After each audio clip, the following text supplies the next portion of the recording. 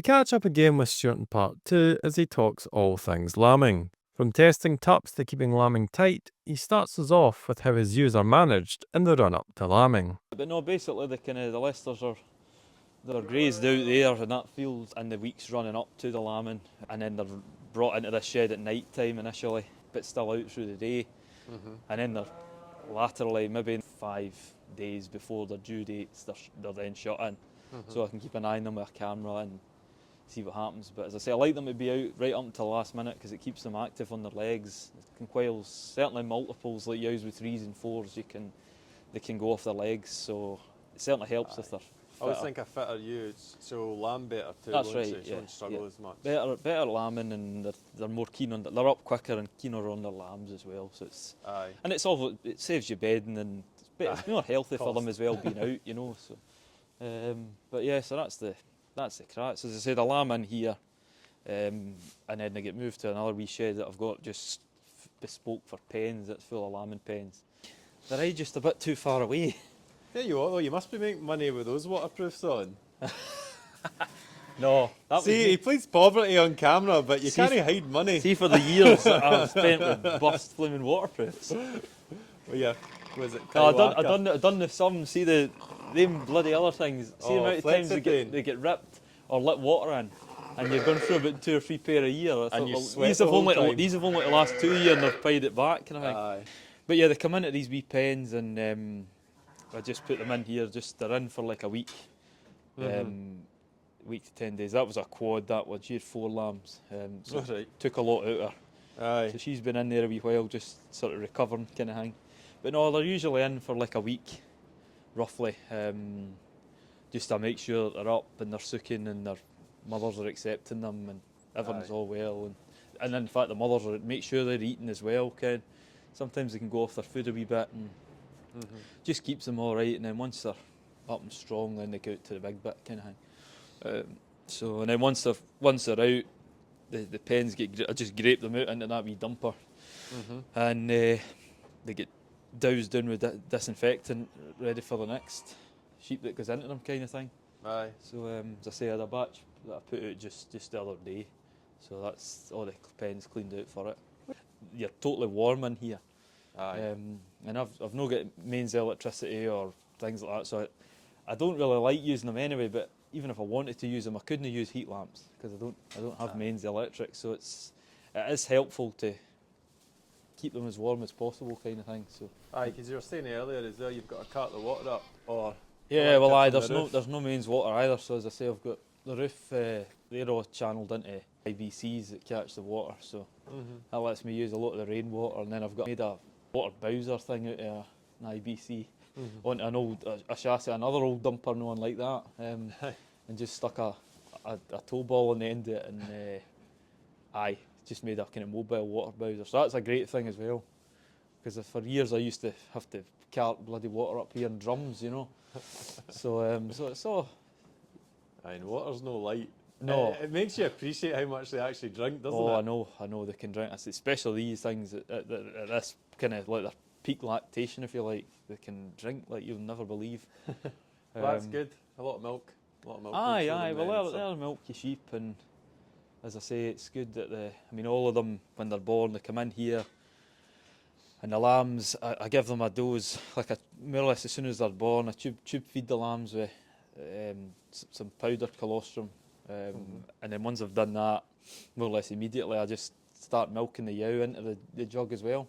And I'll give the lambs sort of, usually about 200 ml each off the mother, straight off her, tube that into them as well, just to make sure that they're getting the right stuff off the ewe, and they're getting the immunity for the Heptivac and things like that through them.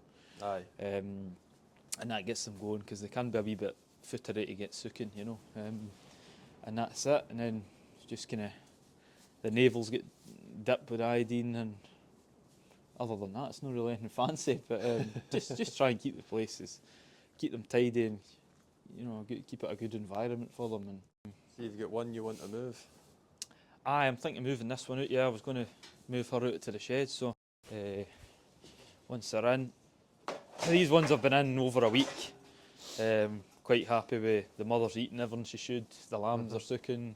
The lambs are up. healthy. Everybody seems to be quite happy, so as I say, I think it's time for them to go out to the big bit. So we'll just pick the two of them up. Hopefully. Right, come on, girl. Come on, lass. Come on. Come on. Come on, you dafty. Come and get them. Come on, up.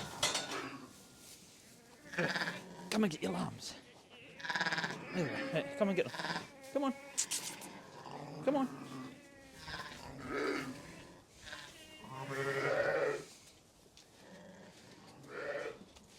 Here, girl. Come here. Come on. Come on. Come and get your lambs.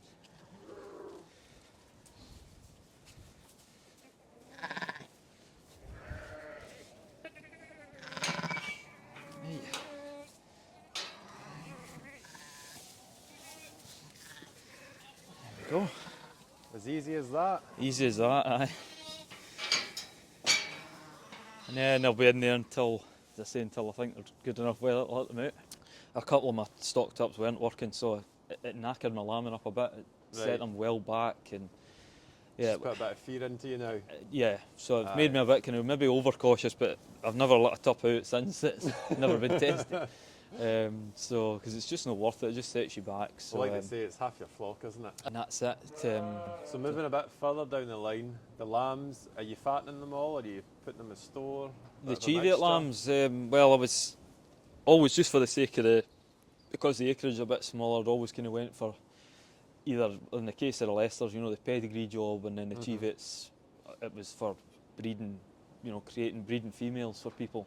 Aye. So you were getting more because you were selling a breeding sheep. Aye. Because at the time when it started, your fat lambs weren't very much.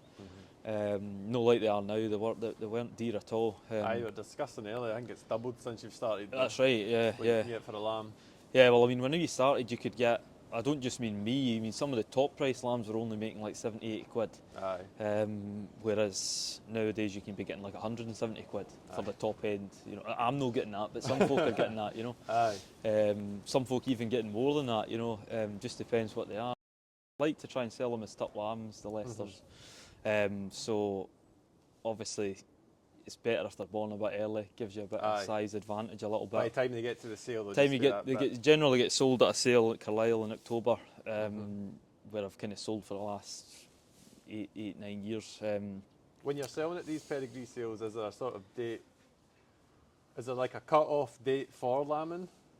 No, you Like, can could theoretically people just keep getting... I know you can just keep going whenever you like, but obviously if you've got a lamb that's a month older than somebody else's, it's going to be stronger come that sale. Aye. And you know, but within reason, if you go too early, they can whiles look over the top. Sort of like, you know, if Like it's almost last year's lamb. it becomes almost like a hog if you go too much. So it's just a kind of, it's just striking a balance. But the main thing with me is though, I like to have the Leicester's lamb before my cheviots lamb, because I do bring the cheviots inside just for easy handling and things. So everything you'll lamb, you'll bring inside the lamb. Having a lamb inside this shed we're standing in now. Yep. But as I say, the Leicesters come in first, and I'm quite strict at the tupping time with them. I cedar them, so I use cedars in them to synchronise them so they all lamb, well they all tup in close proximity, and therefore all lamb in close proximity. And then I have obviously there's a gap of repeats. Aye. You know, for them repeating. So is this the repeat This set? is now the repeat. So the first lot's passed, and then these ones will lamb. These are due in about another week's time. So you'll give them 2 goes at the top? Well, with the Leicesters, I'll basically give them as many goes as necessary to get them in lamb. Obviously, you're dealing with ewes, like some of the ewes. There's one of them in there's 10-year-old, an old favourite of mine, kind of thing. So you know, you just want, you know, a ewe that's bred well. So you kind of stop at nothing to make sure they're in lamb, kind of thing, within reason. But generally, 2 turns is enough to get them. And just like that, part 2 is done. Thank you very much, Stuart, for having us and showing us around. Be sure to subscribe for part 3 coming out in a couple of weeks' time, where Stuart's going to show us around this lovely building right here, as you can see, and we'll find out how he did it on a very tight budget. And of course, we also get to see some more of this.